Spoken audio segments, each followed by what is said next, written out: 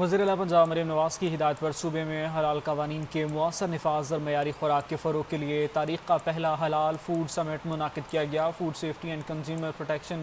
Department, Punjab حلال development agency اور Punjab food authority کے زیر اہتمام ہونے والی اس سمٹ کا افتتاح معاون خصوصی Salma Butt, secretary food safety doctor Kiran Khurshid اور D G Punjab food authority Raja Mansoor Ahmed نے کیا۔ مقررین نے کہا کہ کھیت سے دسترخوان تک حلال، محفوظ اور معیاری خوراک کی فراہمی کے لیے جامع نظام متعارف کرایا جا رہا ہے، جبکہ فوڈ اور